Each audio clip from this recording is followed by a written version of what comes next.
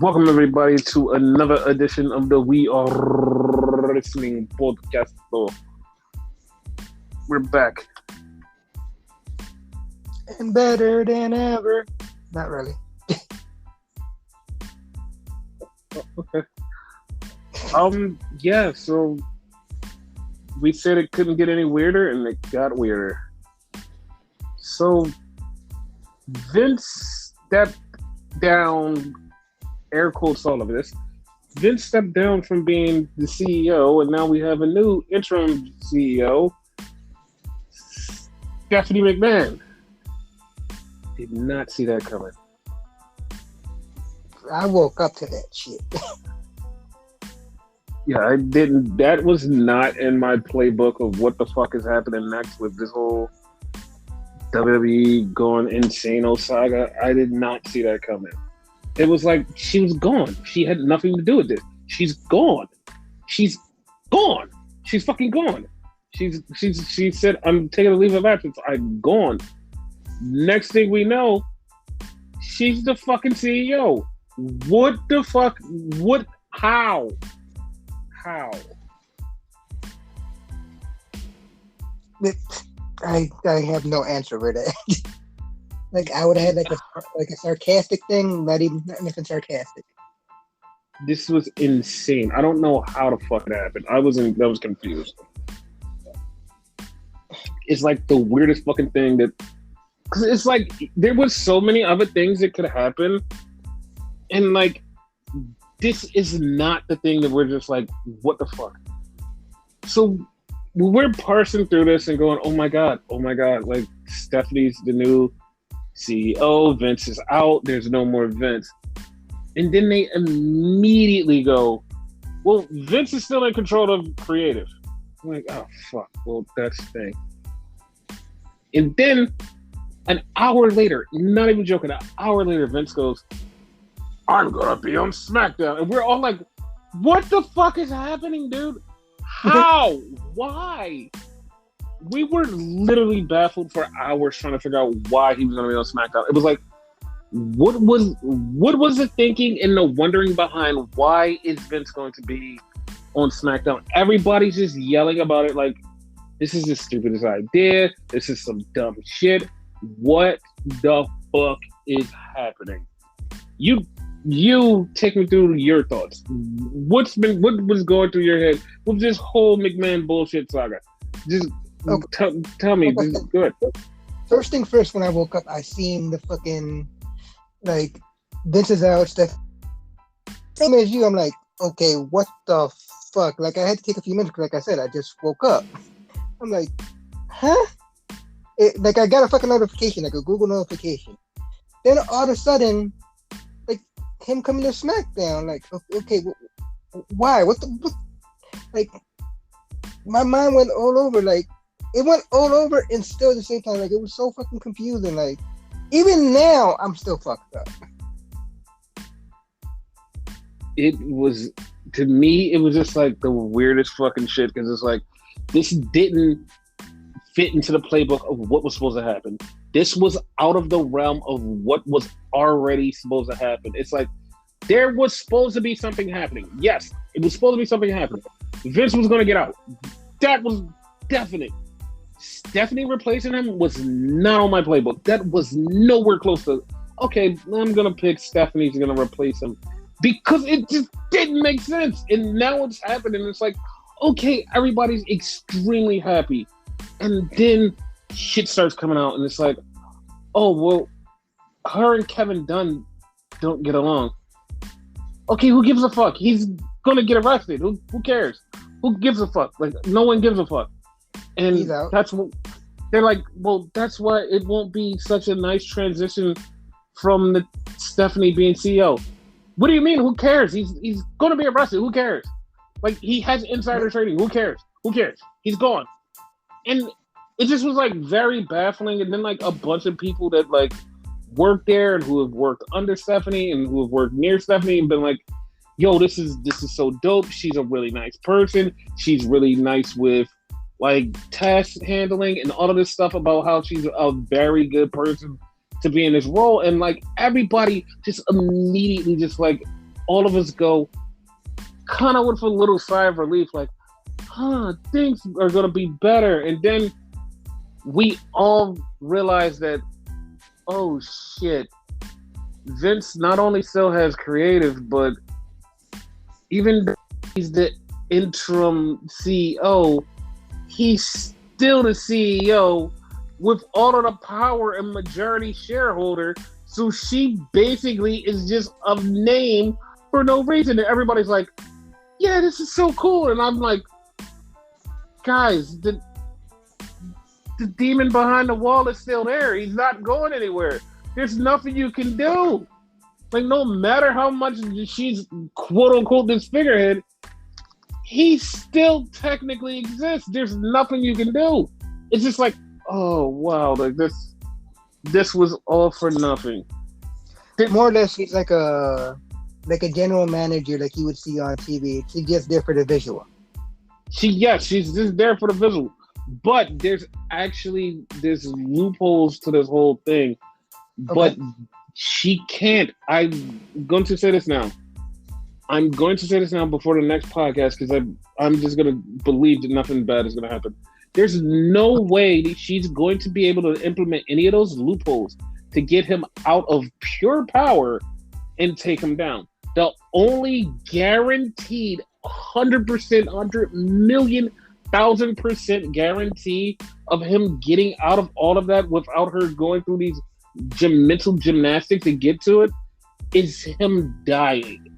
That's the only fucking way that she's going to get out of this without going through a million gazillion loopholes to get to where she has to get to say, I want this and you can't have this, Dad.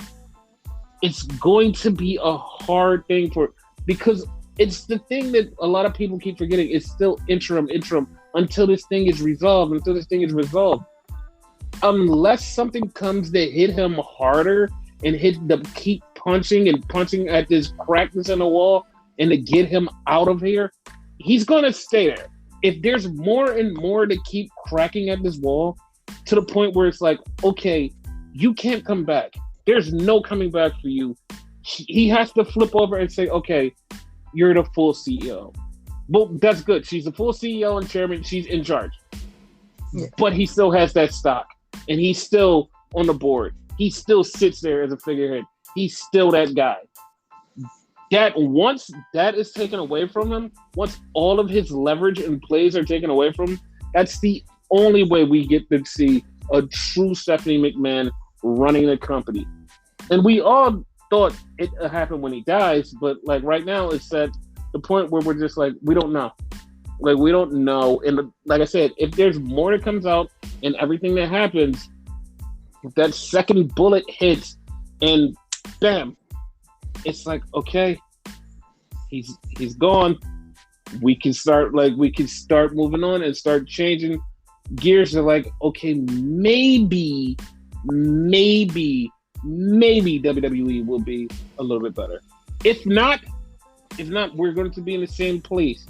Because it seems like Groundhog Day, no matter where you look in WWE, it's just the same shit over and over and over. It's just a repeat. And there's no way to get out of it. It's like you're stuck in an endless cycle of a time loop that you can't figure out how to crack the code to get out. You can't figure out that one thing you need to do to change the whole cycle and go, okay, this is how we go past where we're supposed to be. Instead of going back to the beginning and just keep going through this infinite time loop that is fucking bothering you and building and destroying your mental stability because you're the one that's going through this mental time loop and there's nothing that you can do because you can't break free because it keeps coming over and over and over and over and over and over. And you can't stop it from repeating. No matter what you do, every time you think it's over, it goes right back to zero. And you're like, how do we fix this? And we're going to be stuck in that infinite time loop until something happens.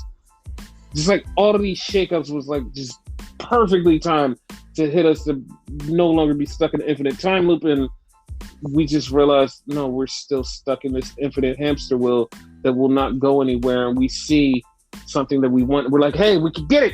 but we're stuck on a hamster wheel that won't go anywhere because it's a fucking hamster wheel and we're stuck on it.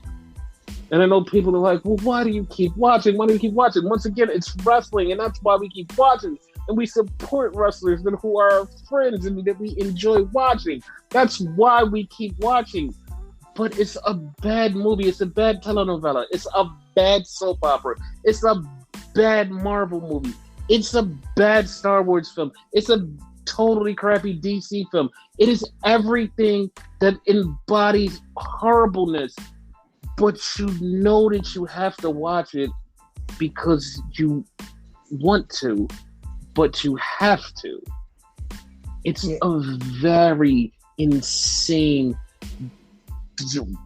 bestiality, BDM type thing that you have to enjoy this sick, twisted, evil, vile, maniacal piece of trash.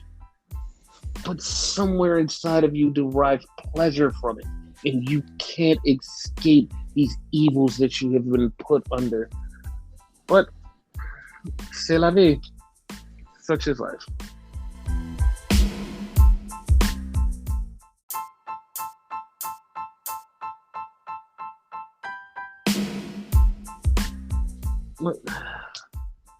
So with that being said, let's get into SmackDown.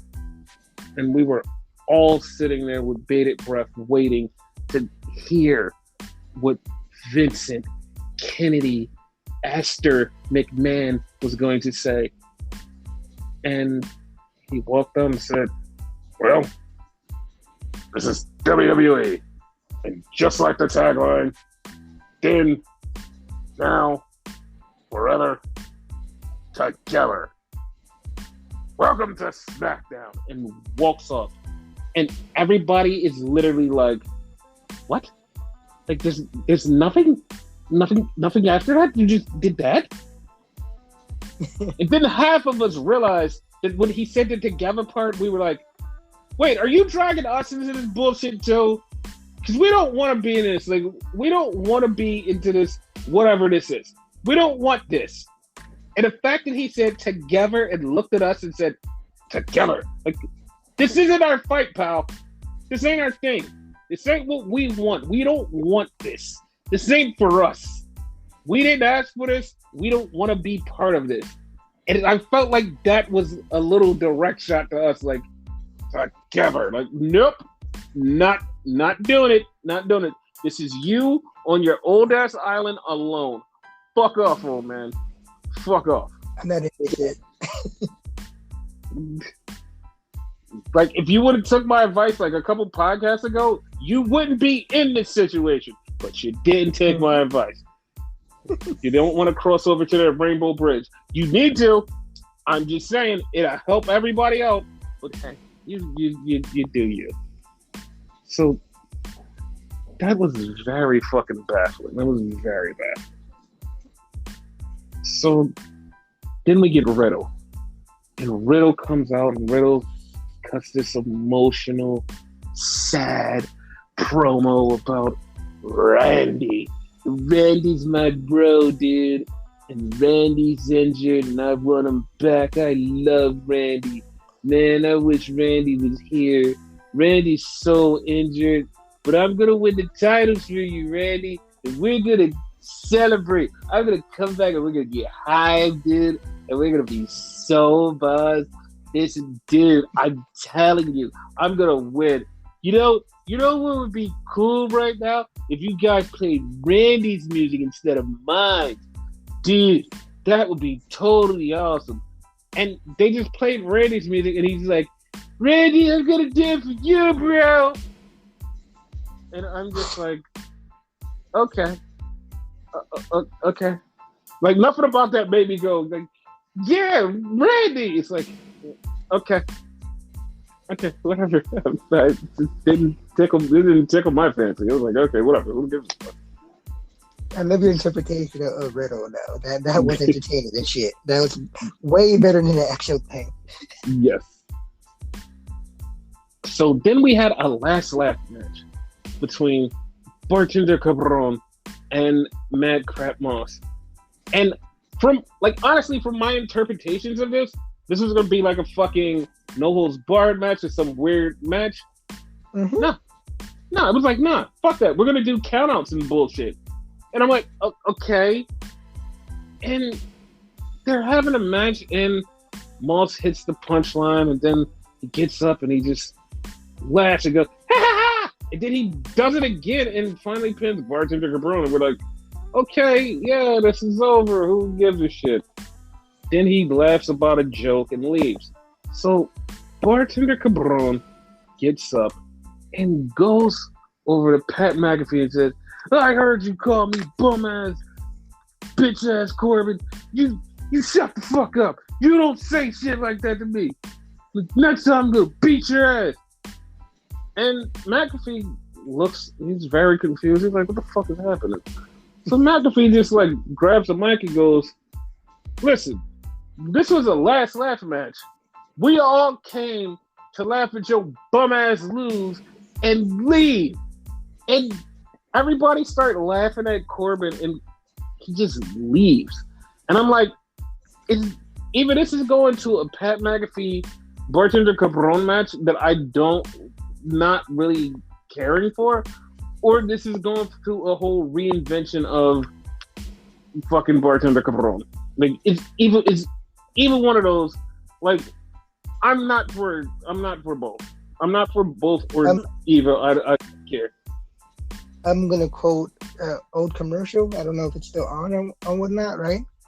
Porque no los dos. It might be both. It might be a feud with fucking Pat McAfee and be reinventing himself. Okay, I'm gonna quote another famous podcaster. Okay. That's a 2-pack of ass. Okay. Yes, sir. That's what it is. So then we get the Street Profits, and the Street Profits are on SmackDown, who are Raw guys. They're on SmackDown, and they're saying, we want the tag team titles. We should get the tag team titles. And we're going to have a match for the tag team titles. Then they finally announced that they're going to have the match at Money in the Bank. Now, I know we even reported on this podcast like a week ago when they finally got to win the titles. We even said it on the podcast. We're like, dude, before the unification match, they had a number one contenders match for after the fucking match, and the Street Profits won. Why didn't they just put that clause in? Everybody keeps forgetting it, and now they're finally getting their tag team title match. I'm like, what the fuck? Like, what the fuck? Like, this is so goddamn weird. And in fact, I think they won actually 2 number one contender matches, not just 1. 3. They won 3 of them. 3 number one contender matches. And they have qualified, and it's like, just give them their title match, bro. No. Just give them their title match. No. And now it's like finally Money in the Bank. They're like, all right, fuck it, we're going to give you a title match. All right, whatever. So. If it wasn't for them actually getting their match, it's still like fucking Shotzi and Tegan all over again. Yeah. So then we get back to the arena, and Bartender Cabron is still leaving. The fucking New Day come out, and they start laughing at him. And it's like, oh, haha, that's part of the joke, to laugh at him. So then we get a Natalya promo, and Natalya is talking about, last week, I put Ronda Rousey in a sharpshooter. She was hurt. And now she's still hurt because she's not here. Ha! I'm the Queen of Hearts. I'm the GOAT. I'm the best of all time. There's nobody who can stop me. When I put on that sharpshooter, my family's sharpshooter, there's nothing anybody can do to stop me. And Ronda Rousey, that means you. You're going to give up that title because I'm going to take you down. And I'm like, Jesus Christ, can you be more robotic? Or like, is this just how you are? I was very lost in this one because I was like, I give up. I give up. At this time, I'm completely fucking checked out of SmackDown. I was halfway checked out. I'm like completely checked out of this. So we get back to fucking New Day versus Shanky and Jinder Mahal. And they're going. The match is like a couple minutes in. And then all of a sudden, Xavier has the bright idea. Oh shit, he likes music. He dances. He starts playing the trombone. Shaky starts dancing. And it's like, okay. And Shanky just dancing, and Ginger just tags him like, dude, get the fuck out the ring. What are you doing? We're in a match. And the New Day pins fucking Ginger because Ginger gets in the ring and he's like, dude, what the fuck are you doing? And it's 1, 2, 3 and it's over. It's like, oh god damn it. It was fucking weird. Like, it should have been Shanky to get pinned. But I like that it was Ginger to get pinned because like they're probably saving Shanky for some bullshit. So it's like, okay, whatever. Obviously they're breaking up, so yeah. So then we get the Viking Raiders. They're coming. They'll be here next week. Finally. The Viking Raiders are coming back to SmackDown. I'm like, okay. Then we get Drew McIntyre. Drew McIntyre is ready in regular clothes. And then Sheamus is coming. And he's in regular clothes. And Adam Pearce is out there. And Adam Pearce is saying, well, I figured out which one of you are going to Money in the Bank. And Sheamus is like, fella, it's me. I'm going. And Pearce says, you know what? It is you. You're going to Money in the Bank. So Drew's like, no, I'm fucking someone up right now. Drew just starts beating the shit out of Sheamus. And Pearce is like, Drew, if you would have just waited 5 seconds, I would have told you that you're in it too. So Drew's like, oh, okay, well, yeah, I'm dumb. And then Sheamus gets in the ring and gets fucking Claymore kicked. I was like, oh, okay, well, that happened. I gotta point out though here, I said this to you like on like out the podcast. You have ruined me. Because when they were announcing them, I could have sworn they said their names wrong. It was Sheamus and fucking McIntyre. I'm like, wait, no, you're saying it wrong. I had to point that out. You're welcome for corrupting you. So then we go backstage and we see Samuel Zayn, and he's standing there and he's saying he's ready to knock on Roman's door. He's scared to knock, and Kayla comes up and says, "What you doing?" He's like, "Shut up! I'm gonna knock on the door." And she's like, "Well, go ahead, knock on the door." No, he's like, "Are you scared because you let him down last week?" He's like, "Shut up, Kayla!" And then she goes, "Well, I just wanted to tell you that next week you have a match with Nakamura, and it's going to be a Money in the Bank qualifier. Do you want to knock on Roman's door and tell him that?" And he just goes, "Shut up!" And he just leaves. I was like, what? It was very entertaining. So then we get a woman's qualifier for Money in the Bank. And it's Raquel Rodriguez versus Shayna Baszler. And I want Shayna to win. I'm a fan of Shayna. I'm cool with Shayna. I want her to win. I've been a fan of Shayna since she's been in Stardom. I mean, I fucking love Shayna. I'm like, all right, yeah, let's do this. And they're like, no, fuck you, Raquel Gonzalez. Pick Raquel Gonzalez or Rodriguez, whatever. We don't care. You're going to get her shoved down your throat. But why? Because you're getting it shoved down your throat. But I don't like things shoved down my throat. I don't like that. Too bad, shoving throat, you. Okay, whatever, fuck it. And it was very funny that, like, she's standing there, she's celebrating, and, like, they can't even cut because some fan in the crowd has this sign that said, Sasha Banks fan for life. Just in the middle of fucking SmackDown.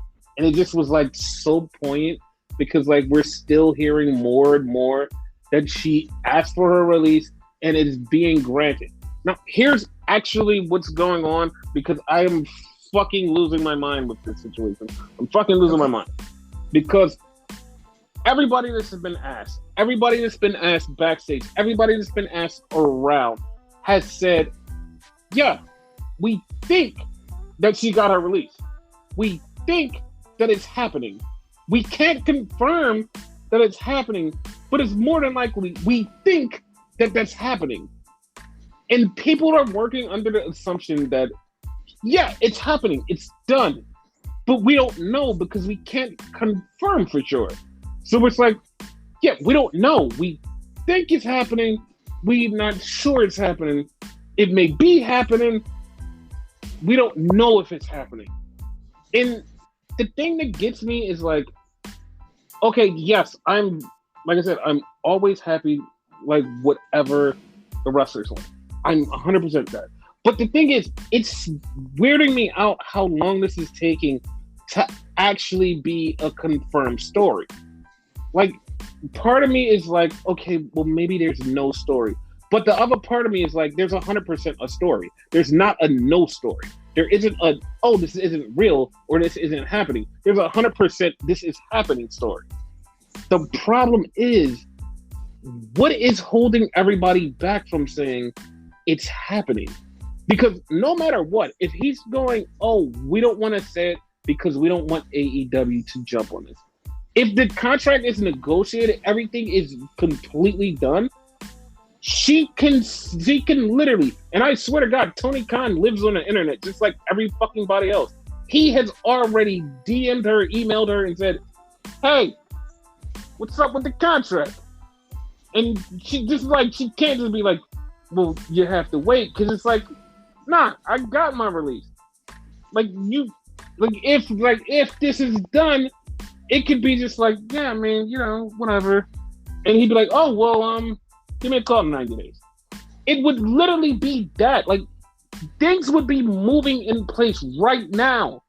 But that's what's bothering me. It's like there is no, like, there's something there that's just like, it's not a done deal. And I don't know why. Like, just have it done. The only way that I see this not being a done deal, and like there's a reversal of fortune, I swear to God, this is the only way. It's Stephanie. Stephanie's in charge. Like, if Stephanie really grabbed the reins and said, hey, listen, this whole Sasha Banks thing that's going down with the attorney and shit, why is she scheduling herself to, like, why is this happening? Let me talk to her. Let me have the floor with her, because I'm in charge. I'm the person in charge.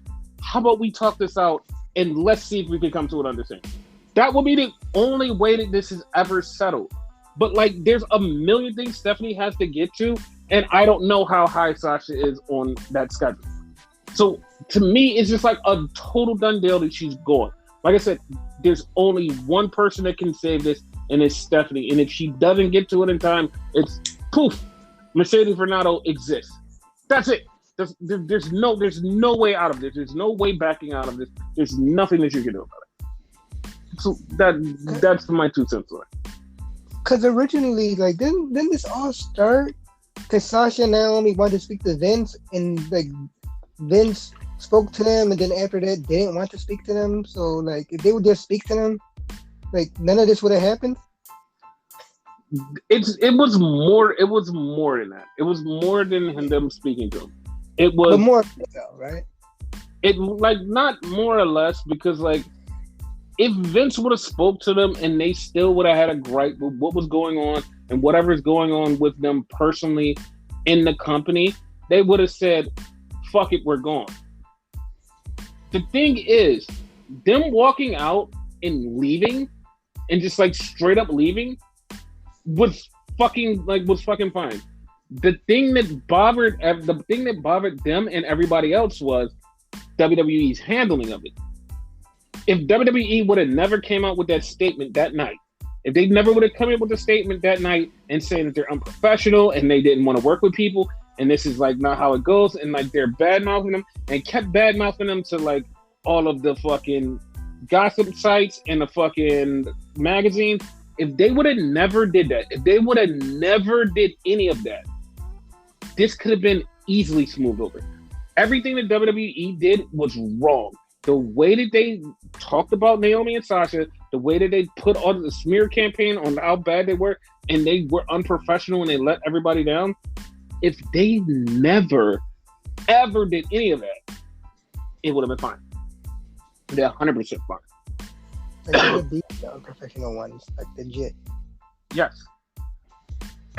If that week no one said a word, no one said anything, it would have literally been, okay, we'll see you guys in 2 weeks, and then we can have a sit down and talk this out. Or we could next week have a sit down and talk this out. What happened was the way they slandered them and treated them unprofessionally. If they would have did better, it would have been like, all right, we can have a talk. It literally could have been like, oh, I don't want to talk now. Okay, well, we give you some time to talk. But you do know that you're under contract and you have to talk. Yeah, all right, I understand that, but like, I'm very fuming from you not entertaining what we're doing. Okay, fine. It would have been a month. I lied to you not. It would have been a month tops. That whole situation would have got smoothed over. Everybody would have went back to business. They would have wrestled for the tag team titles, lost them, whatever. It would have literally just been back to normal. Nothing. They wouldn't have been suspended. Nothing. The fact that Vince and them say, oh, we have to make an example, was idiotic on their part. It was completely idiotic. That's how they fumbled the ball. And then the fact that, like, what was the point internally, fucking example? Because you have an uprising. It's very easy. You have an uprising. Because if one person understands that, oh, if I show that I'm a worker and I have power, that everything doesn't move without me helping out, that they need me, nothing moves. They're workers. And if they don't work and they're not happy, the company doesn't move. And they can't see that because they are brainwashed and pushed down and intimidated by WWE. If they realize that and uprise and somebody else goes, yo, fam, I don't like the way I'm being booked. Like, yo, can you change that? Like, and just like something, like, it would never be anything really heavy. Like, I want to win the world title. It would never be that. It would be like, yo, I think my character would like to do this or do that. Like that, like what you have down there doesn't make sense for me. Like, it doesn't make sense in the grand scheme. Like, it doesn't work. And the fact that other people would be like, oh, well, fuck it. Like, if we're standing up for ourselves, then we all should, and like, we can change like the dumb narrative that's going on back here. And that's WWE's problem. It's like, no, I'm the dictator. I control everything. I run the show. I call the shots. You motherfuckers are peons. You work for me. This is a world I created by myself. You just exist in my world because I created this world. I am WWE. This is my fantasy. All of this is fun for me, nobody else. And when people in the inside start waking up and going, hey man, like this shit ain't working for me. Like this ain't it. Then he has a problem. He's like, no, this is my fantasy. It works. You can't deny my fantasy. This is me. I made this. I created this. You can't change it. And it's him and his narcissistic, like, ego-driven dictatorship. And the fact that he thinks, if I have people under my thumb, they do what I want. There's nothing else that anybody can do. They're under my thumb. They do what I want. And there's nothing they can do about it. When people uprise and try to take over and move your power and let you know that you're not end-all be-all, that angers him. He's like an evil god. Or like, I'm not even going to say the devil because the devil doesn't give a fuck. The devil is like, no, chaos and destruction is my shit. That's my jam. Turn that shit up. This dude is like, no. This is my thing. I'm an evil god. I'm going to smite you. Like, you defy God? No. I smite you. You don't exist in my world. And the perfect example of that is, his thinking is, well, I made Sasha Banks. I can make another one. You cannot. She's a one of one. That means there's none before and there's none to come. She's a one original. There is nothing you can do to recreate that. That is a star that you cannot recreate. You are insane if you think that is a thing. But he thinks, I'm God, I can create anything.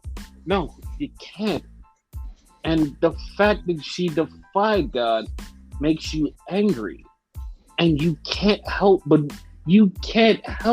but being angry because you see that this is not just somebody else. This is somebody who transcends what you want them to be, and she defied you.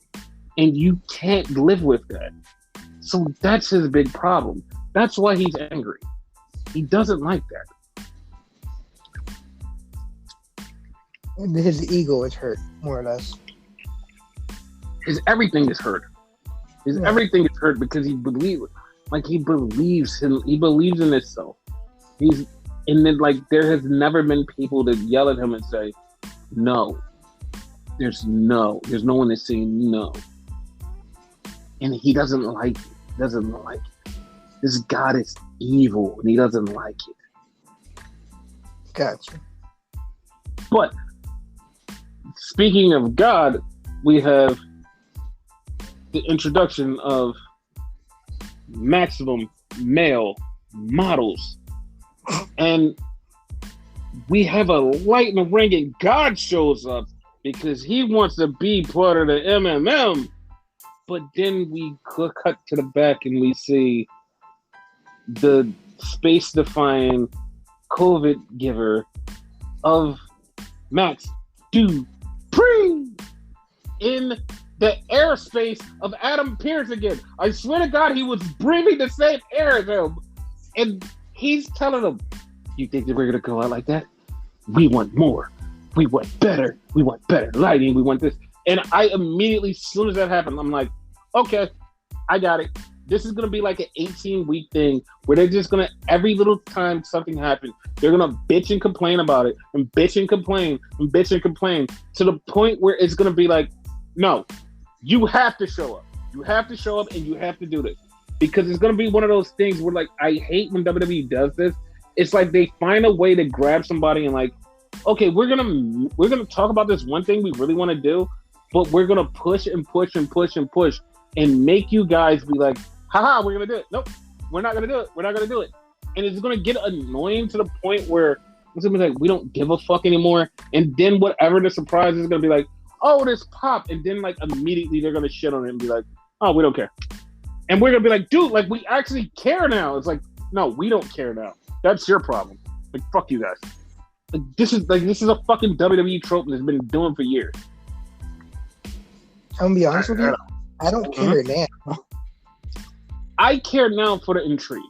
I care for the intrigue of who it's gonna be. That's why I care. And when it happens, listen, it's like this. There isn't nobody. That's it. That's 100% it. There's nobody. Like, no matter who you've heard being part of it, there's nobody. Because they never put anybody in that spot. They never fixed it. The main person who's supposed to show up, they never fixed it. It was never fixed. They never said, okay, it's this person. They never put that person in place.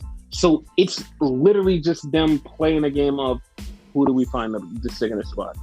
That's all it is. Who do we find to stick in this spot? Also, we want to stretch this out because we don't know what else to do after we find that person. And it's like, there's a gazillion things you could do. It's a gazillion things you could do to like get to there. But it's like, no, we're not going to do it. And it's like, what the fuck? Like, you guys always do this dumb shit. Like, you don't have a plan in place. You make something happen and you're like, ha-ha! And we're like, okay, yes. Okay, no, you guys were too intrigued. Like, we have to pull this back. Then why did you intrigue us? Because it was something we wanted to do. Then why? And why you take it back? Because we didn't know you were gonna get this hype for it. We just thought you were gonna be like, okay, whatever, and we could just like go on from there. But you guys actually enjoy this. Shit. We didn't want you to enjoy it. Now we have to deliver. Fuck. Fuck. Yeah, that's what it is. That's how fucked up they are. God damn it, dude. So then we get a Walter interview. Well, more of a Ludwig. And Ludwig says, we're going to keep this title from you Americans, and it's going to be only for Europeans. And it's like, okay, it's like, are we going to keep doing the evil foreigner bullshit? Like, come on. Like, come on. Now it's the evil foreigner gimmick, and it's like, we're going to keep the title, and whoever wins the Intercontinental title is going to be some full-blooded American bullshit psycho. And they're like, oh, okay, and everybody's be like, USA, USA. And it's like, we don't give a shit. No one cares.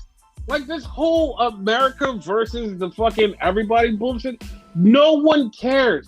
It's literally you fucking weird dickheads that's like, America's great, yeah, America, fuck yeah. It's like, no, no one gives a shit. America, fuck yeah. No one cares. There's better places out there in the world that are better than America. And I know someone sit there and be like, well, you don't like America, why don't you get the fuck out? Why don't you get the fuck out for telling me to get the fuck out? This is literally the free land that talk bullshit, and you can just suck my fucking cock. How about that? It's like, they have better internet. There was a guy streaming in Norway. From America. He went over there with his girlfriend in Norway. And he's under fucking ground in a tunnel. They had better fucking internet underground in a tunnel. And he's like, hold up. Why is my stream going up? How am I able to keep streaming in the tunnel? If this was America, I wouldn't be able to fucking stream in the tunnel. We're like 80 gazillion feet underground.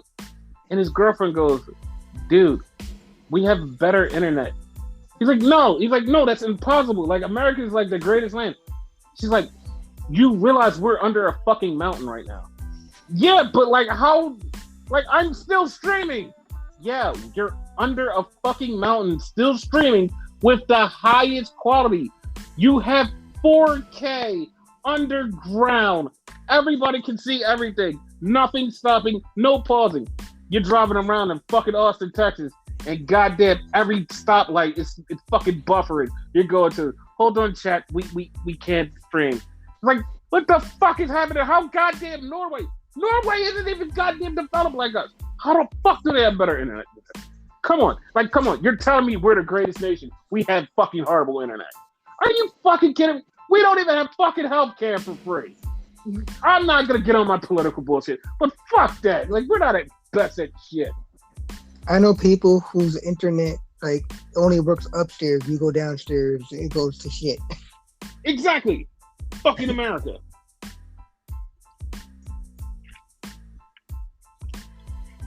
So then we get to the main event, and we have Riddle versus Roman Reigns. And this match wasn't bad. Not even gonna lie, it wasn't bad. It was actually kind of good. And it was one point when Riddle hit the arcade, bro, and people literally lost their shit. They were like, oh my God, he won. And Roman at 2.999 lifted up his shoulder, and everybody was like, oh, it took everybody's breath away. Not mine, because I know it wasn't happening.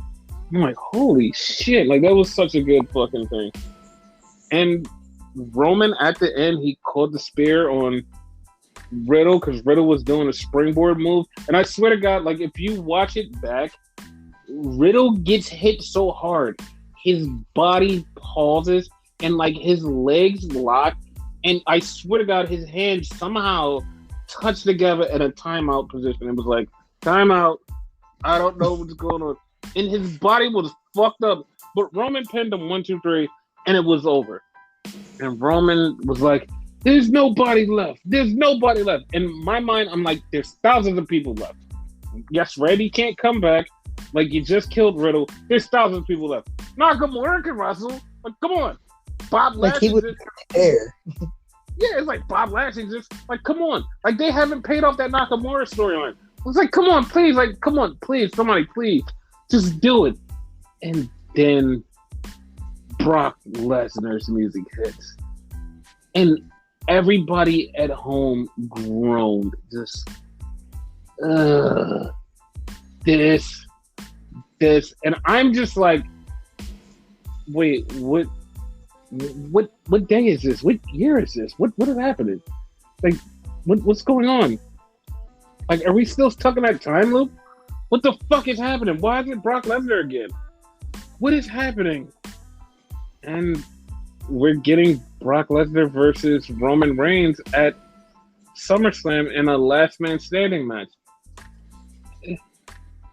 Wow. Just why? Why? Why? Why can't we move on? Why can't we move on? Can you answer that? Why can't we move on? Because they don't think. Like, they literally don't think. Like, it's easy. Like Nakamura was on television. Bobby Lashley. And maybe there's an excuse for Bobby Lashley, which I don't condone, maybe because he's stuck in the feud with Theory and whatever. But you could have used Nakamura. Nakamura's not doing nothing right now. Yes, okay, fine. Like, that's true.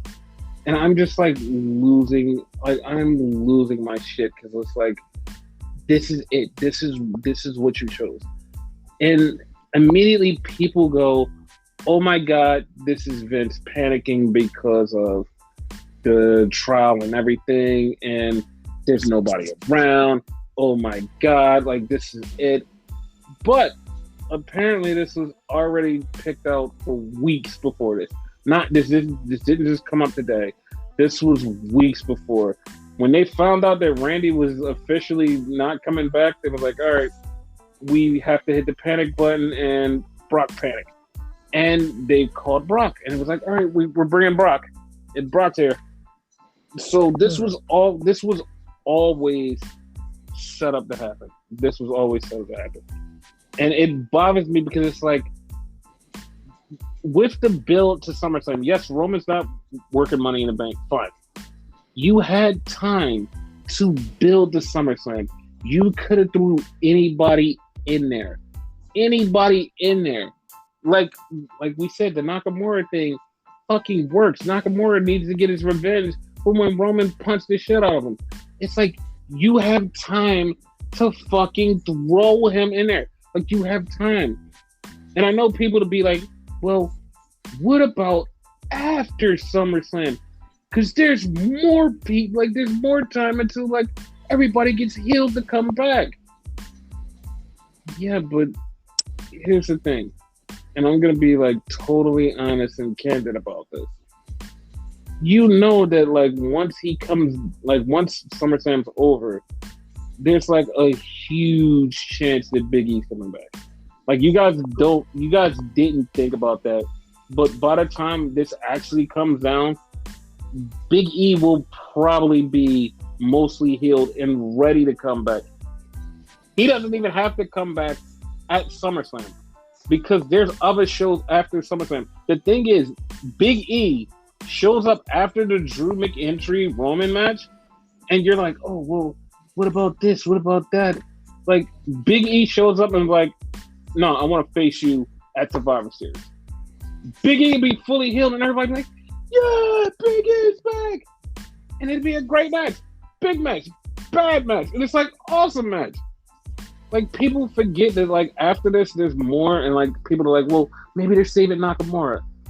Like, dude, I'm being honest. The longer they go without this Nakamura thing, the more and more I'm like, I hate it. Because, one, I'm a super huge fan of Nakamura, and two, it's just dying on a fucking hill. Like, it is the worst fucking thing that you can do. It's like, just fuck it, man. It's just like, fuck it. Like, it's not to the point where it's just like, fuck it. Like, it makes you not care. Like, what's the point? Mm-hmm. But once again, this is one of those things where it's like, yeah, like, WWE is just an infinite time loop, and you can't get out of it. Yep. We're all fucking masochists, and we like the punishment. So yeah, fuck it. So that was WWE. So AEW Rampage. And And I did the it starts off with Moxley versus the Inhuman Dante Martin. And so I immediately thought, like, oh, he's just going to murder Dante. He's just going to just slaughter Dante. The last time they wrestled, he slaughtered him. Dante was like, no, I'm going to fight back. I'm going to fight back a little. He fought back a little. He fought back enough to, like, not die. But, like, he fought back a little. And, of course, you know, Moxley won because Moxley has to go for the title or whatever. And, like, yeah. So that's the thing. So then we get backstage, and this is actually really funny. And I like this so much. So we get backstage, and we have Swerve and Keith Lee. And Swerve and Keith Lee there. And Swerve is like, Tony Schiavone's asking him, dude, what was up with this? And Keith Lee says, listen, he said something really highly intelligent, and then he'd be like, you know what, screw that. What if I just kick your ass? And Swerve's like, wait, you were gonna do this, you were gonna throw me out, right? So I threw you out first. And he's like, and like he's talking to him, and like as he's talking to him, we get Hobbs and Sparks show up and says, hey, how you guys the best tag team? Well, we're the best tag team. And I was like, nobody was talking about a tag team now. Like we weren't talking about that. We're talking about why these guys are fighting. Like, come on, like, why did y'all show up? And so apparently they're gonna have a tag team match. And the whole time I'm like, oh, Swerve is 100% gonna turn on Keith Lee in that tag match. Like, no matter win or loss, they're turning on him in the tag match. And it's gonna be like, oh, what the fuck? Like, a lot of people are gonna be like, oh no, they turned on him. And be like, it was just there. It was like, there's nothing you can do about it. It's gonna happen. I'm gonna go do one of your things and go with the less obvious thing and say Keith Lee's gonna turn on Swerve. It's not gonna happen, but I just wanted to say it because it would be cooler. Mm-hmm. I'm probably wrong. I just want to say it. So then we get a promo with the House of Black. And the House of Black is saying, we're going to kill you, Penta. And they're setting up for their North Atlantic crappy match. So then we get Acclaimed in the Ass Boys versus Leon Ruff and the Bear Country. And of course, you know, Max Caster and them gets the W. And good on them. And yes, guys, I'm a Max Caster fan now. So, yeah, whatever. Fuck off. Yeah. He's been saying some good raps. Yeah, fuck off. Okay? All right. Yeah. Let me hear you say ass boys. Ass boys. So then we get a Hookhausen promo. And Hook shows up, and Hook's like, he says nothing. The girl is interviewing him. She's like, well, how do you feel about this? He says nothing. How do you feel about this? He says nothing. Danhausen runs in, and Danhausen goes, hey, listen, Hook feels like this. And she's like, okay, but that's fine. And then all of a sudden, Danhausen says, we want to fight one of the New Japan Young Boys. And I'm like, what? Like, where did that come from? Like none of that lined up with anything. Because, like, they just randomly said it. I'm like, why? That's so random as fuck. Yeah, like, what made that happen? That was like a random thing. I'm like, the fuck? So apparently it's going to be one of the random kids is going to get murdered. I'm like, what the fuck? Like, not even anybody important, just someone random, right?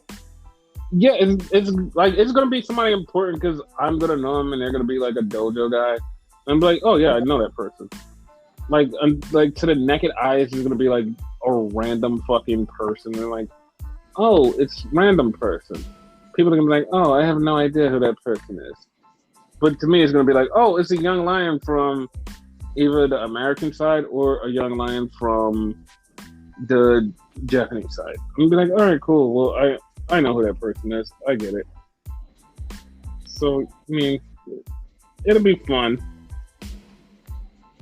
So Yeah. then we had Willow Nightingale, friend of the show, versus Jade Cargill, and they had a decent match, and of course Jade got the win.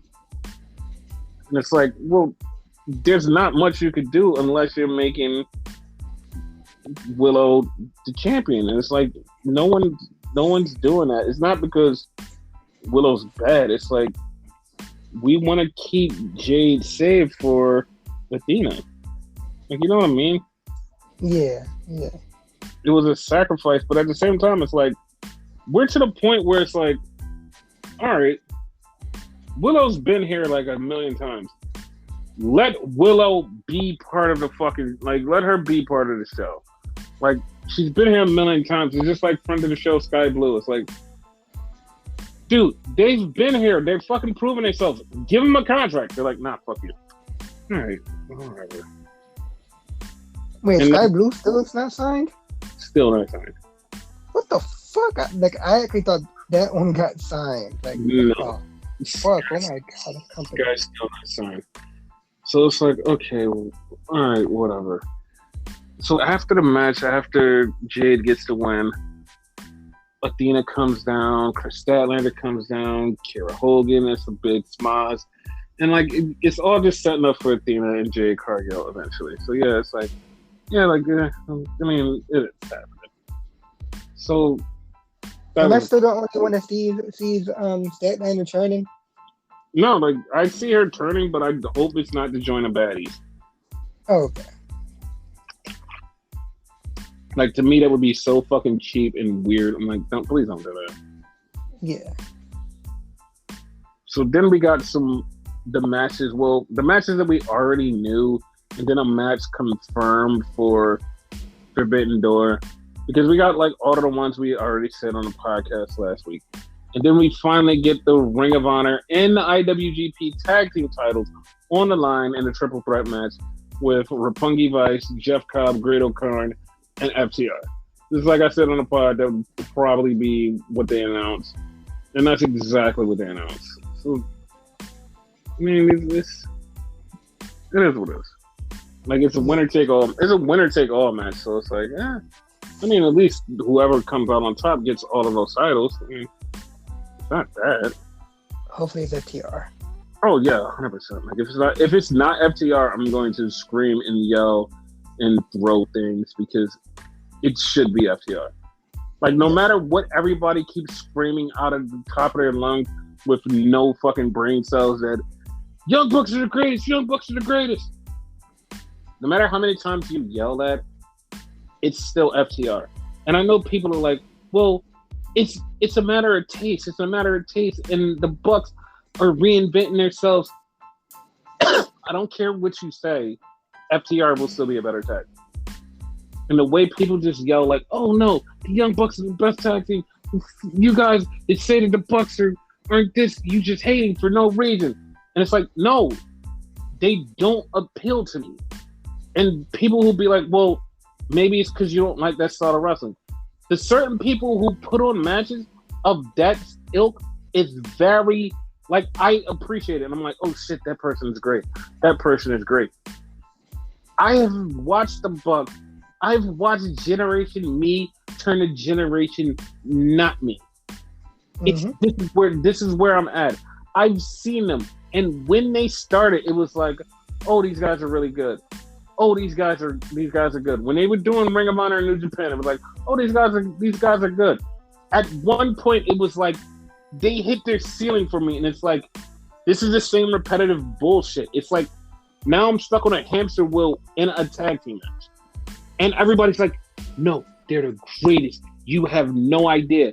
And then it gets to the point where people yell and scream about how much the Bucks are that you think that you're insane. Because you actually have a brain and an opinion that's not what everybody else is going with in a cult and saying, no, the Bucks are the greatest. And you have an opinion outside of it to the point where it's so many people yelling at you, you're like, wait a minute, am I crazy? And you start to fucking think that, and you start to get it in your head, like, maybe I'm the crazy one because everybody is saying that the Bucks are the greatest. The Bucks are the greatest. Maybe I'm crazy. And then you find like-minded people to go, yeah, I mean, the Bucks are they ain't all what everybody been saying. And then you realize that, like, no, it's not that you're crazy. It's that you have a functional brain, and other people do have a functional brain too. And that the people that's been brainwashed by the Bucks are thinking they're the greatest. And you're like, got it. I have a functional brain, and I think outside of the box. That's why I'm not saying that they're fucking great. Okay, that's just it. Also, like the match style thing, like you told me like a number of times, like you love Top Flight. You know what I mean? And they're the same style. But in my opinion, they're the best tag team. You know what I mean? So like, let me rephrase that. The best tag team to have not won gold yet. It's gonna be one of those. When they win that shit, they're gonna be one of the best. You know what I mean? To me, you know, in this case, it's a matter of taste. The Bucks, nah, like they're just not it. They're not it, and I like that style. And they're not it for me either. Yeah, and like I said, like there's people who do that style, and I'm like, yeah, I fucking appreciate it. Jordan Oliver and Nick Wayne have developed a style similar to the Bucks, and it's like I enjoy fucking Jordan Oliver and Nick Wayne. I'm like, oh, I actually look forward to their tag team matches in GCW. I'm like, yeah, I fucking dig it. And it's like something that I like and I enjoy. But like the Bucks is just like it's something off about their style and the way that they present themselves to make me go, I'm not a huge fan of this.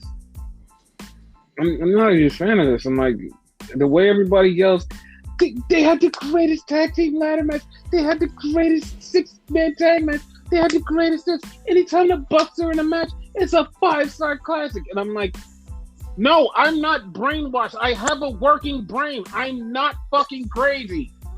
Fuck you if you just think that this is this easy. I have a working brain. So that's how I feel. So then we get the main event of Rampage. It's Bob Fish, Darby Allin, and that weird ass fucking I have to be in everything super over facial, over emotional, over moving referee that I can't stand. And I know people and I know people are like, oh my god, you're talking about Aubrey Edwards. No.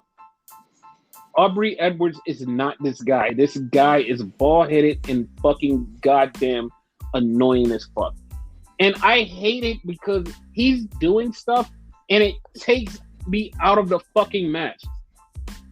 And so I decided to go, I'm going to watch every referee from Rampage, Dynamite, AEW, to fucking New Japan, to WWE. I'm studying a referee. I'm not even going to watch the match. I'm studying a referee. Maybe I'm crazy saying this motherfucker is trying to steal the spotlight.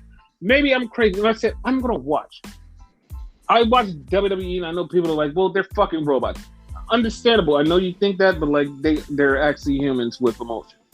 And it's like, okay, they don't do that. I'm watching New Japan, and I know someone's gonna point out, fucking Red Shoes. Dude, Red Shoes plays into the fucking match. He's never doing something that you're like, oh my god, Red Shoes is trying to steal the... Red Shoes plays into the match. There's times where Red Shoes is doing something and you're like, oh, that's playing into the match. This has nothing to do with like him just literally just going, hey, oh my god, he hit his head. And he's holding his fucking head. Like, no, Red Shoes is just be like, and Red Shoes is just, and you just be like, oh, well, Red Shoes is still in it. No, Red Shoes is playing it into a fucking part of the match. Shut up. It's not him stealing the spotlight to this guy. This guy steals the spotlight. I don't like him. Like, he's a fucking distraction. I've never seen a referee like that distracts so much. Like, and WWE referees, some of them have personality. Like you just have to pay attention to them. Just like a car, the female referee, I like her. Like she has personality. Yeah, but it's not personality like this guy. It's like No, she knows how to stay out the way, but still show her personality. yeah, and I don't know who this guy is, and so I can't call him out by name because he doesn't have a name right now. Yeah. And like I can't stand him. So we're having Darby versus Bob Fish, and it's one of those matches where like Bob Fish is showing how much of a killer and destroyer he is, but you're going against someone who loves to die, which is Darby, and it's like, bro, this match is very insane. Like, fucking Bob Fish is literally trying to kill him and break him apart, and Darby's just like getting off on it. And you're like, this is total death masturbation. Like, this is literally total death masturbation. And Bob Fish fucks up, puts Darby in a leg lock. Darby turns it into that fucking weird ass Penn movie does, and Darby gets the win. So Bob Fish is like, nah, fuck this. I'm gonna beat the shit out of you for this. He calls out Kyle, and Kyle's coming down, and the lights go out, and that was your cue to do your it's thing. No, you said it's. I thought you were gonna do it. My bad. It's Sting. And Sting returns, and Sting fucks up Kyle O'Reilly as always, and Kyle O'Reilly comedically sells it. Ways like, oh my god, like they need a team together. I'm sorry, I don't care. Put Sting and fucking Kyle O'Reilly together because they're fucking hilarious. Well, if they're together, Sting can't do anything to be funny for Kyle O'Reilly. You say that, but what about Serpentico and fucking Lufer? He fucks him up all the time. See? Well, that's true. So then Darby Pillmanizes Bob Fish's leg with the coffin drop, and it's like, okay, did you just take out Bob Fish? Or like, what the fuck happened? Or did you? He fucking back up. Plus, in this match, he fucked his fucking leg up. Yeah, he got back up though. He got back up. And he was happy and enjoying it because he loves dying. And it's like, okay, all right. Well, you're just a psycho. It's like you're just a psycho. All right. Well, like give him a remix of Psycho Said Stam. Like he needed that shit. He is a psycho. He's lost his goddamn mind because like this shit is just insane. Like why do you do this?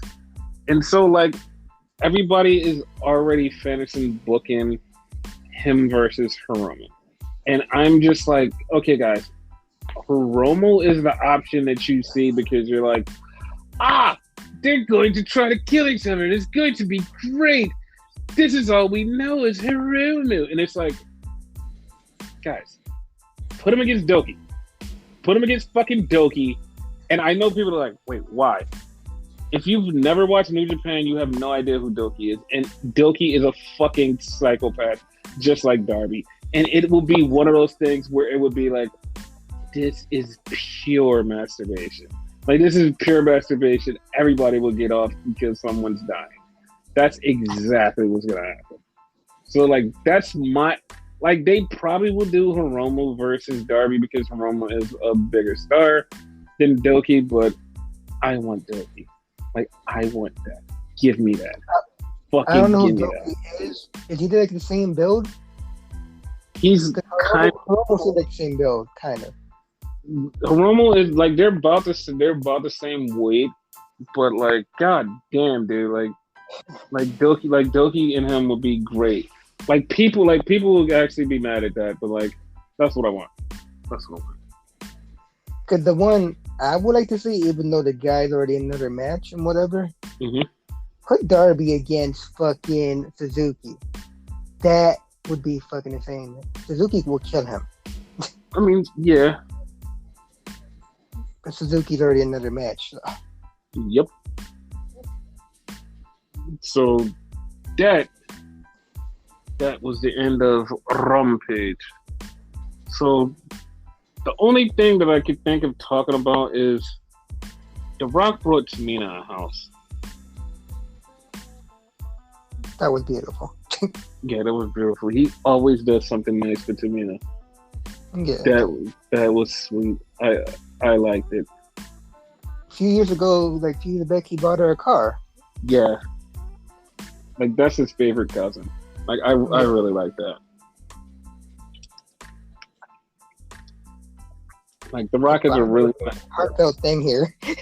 Yeah, Rock really, because like every bad thing that's been happening in wrestling is like, well, we need a heartfelt story to go home on. So yeah, The Rock being a nice guy and buying people houses and cars is great. It's great. He's a really nice guy. Hey, Rock, Mr. Rock, Mr. Johnson, right? I'm gonna need you to fucking buy more cousins, more shit, because we need more heartfelt stories to cover. Because the shit that's going on now is insane. Give us nice stories like this, because I really like this. I appreciate it. I mean, he can buy other things. Like, he doesn't have to buy houses. He can buy fucking anything. You know, like, Rock buying stuff is great. That fucking tequila he has is fucking awesome. I love it. Tequila. It's tequila. Oh, okay. Fucking awesome. But, yeah, like, if you didn't know, we're the Rock podcast, not an actual rock music genre, but the Rock podcast. We're Dwayne Johnson podcast. We love Dwayne Johnson here, and we want him to come back to wrestling so we can have more to talk about and be happy about it and excited. Damn right.